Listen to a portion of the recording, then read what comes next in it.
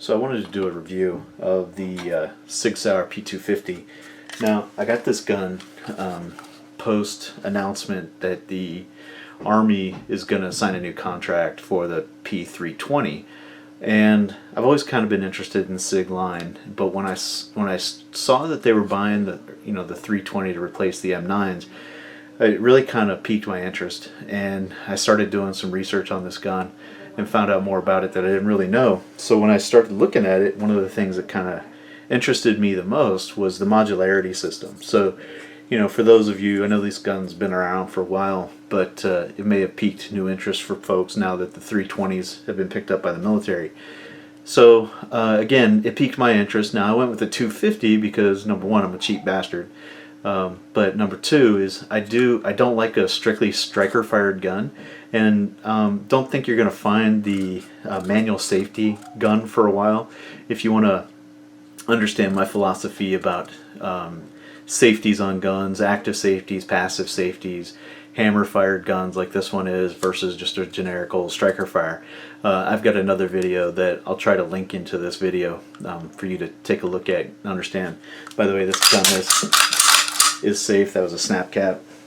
I have been dry firing the shit out of it, trying to get it used to the trigger on it.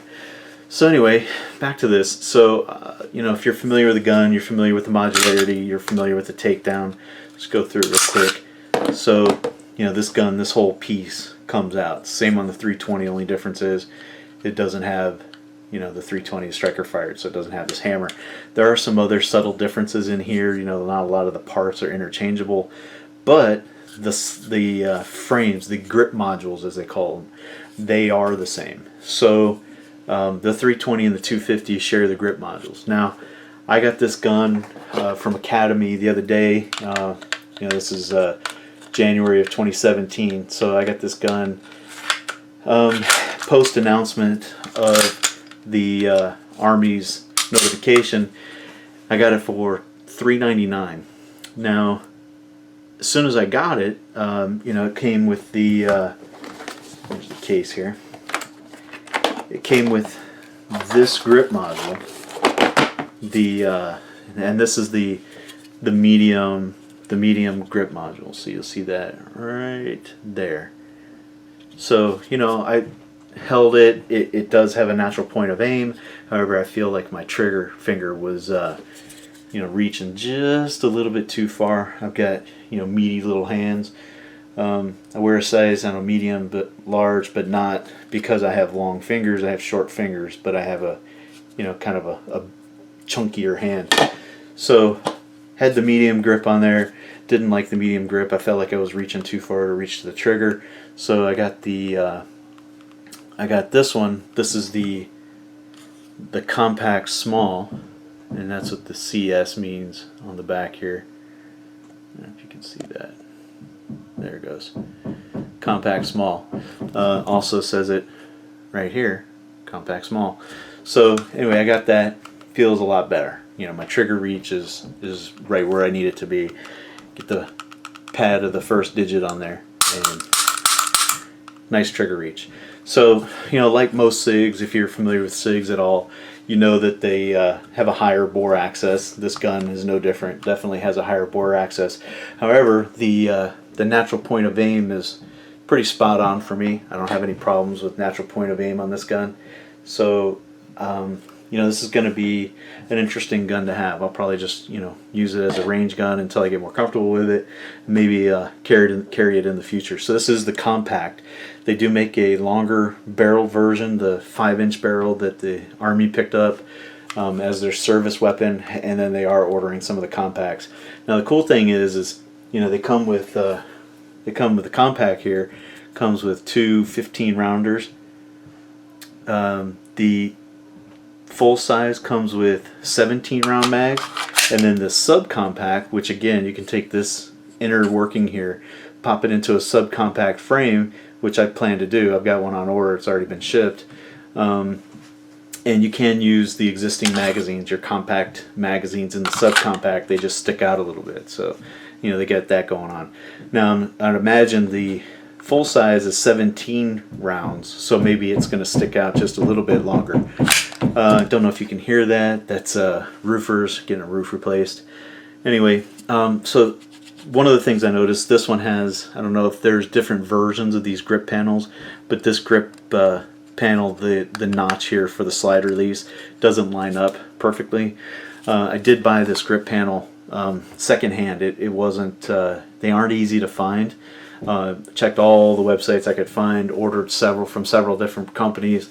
None of them had them in stock. Even though they showed them in stock, their delivery times were up to 6 months out.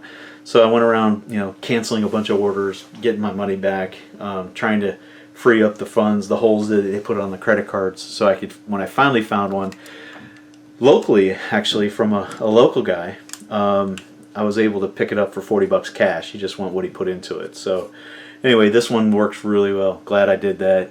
Really changes the feel of the gun for my hands over this one here. So finding the subcompact, now it was in the small. It also was pretty complicated, but I lucked out. I found one. It was in stock, which they aren't in stock. If you're buying these, you know that they're definitely hard to come by. But it seems like they're still going out. So if you get one at the right time in the right website, you could get lucky. I even called Sig Sauer, and they don't have any in inventory that they have for sales. So finding these is really difficult, and it's probably going to get even worse as they start gearing up to supply the Army with their contracts. So until they get stable in their manufacturing, I'm sure parts are going to be more complicated to come by. There was a feature that was produced for a little while. I found it on some older websites, but it doesn't look like it's been around for a while. There was a short reach trigger that used to be manufactured by Sig. It's no longer being manufactured, so you can't get it. I called Sig on that as well. Again, they don't have it in stock. They're not manufacturing it anymore, so that ain't happening either. Some other downsides. This has kind of a weird rear sight. It's not a dovetail. It's kind of a, I don't know. It's weird how looks like it's dovetailed that way, but not that way. So I'm imagining it's going in from the back somehow and being held in by some kind of compression, but I don't exactly know yet. So inside the box, again, that's out of the way, that out of the way. So inside the box you get, your typical propaganda, Sig P250, paperwork, you get your Sig sticker. I don't know why they're selling oil products, but okay. Basic stuff, how to inspect your firing, how your firearm, how to check it, how to load it, just blah blah blah. If you don't know about guns, check it out. Sig ammo, I've shot their ammo before. It's clean shooting ammo, nothing too spectacular about that. You get your cable lock, your trigger lock, for those of you that need that. Oh, here's why they're doing that. Sorry if you heard that. Again, the roof. Anyway, I'm going to wrap this up. Thanks for watching. If you like this video, give it a like. If you have any questions, by all means, put them in the comments section below, and I'll get to them. Give it that like, hit that like button, and share it with your friends. If you like watching videos like this, go ahead and subscribe. I definitely appreciate that as well. You take care, and I'll see you next time. Bye-bye.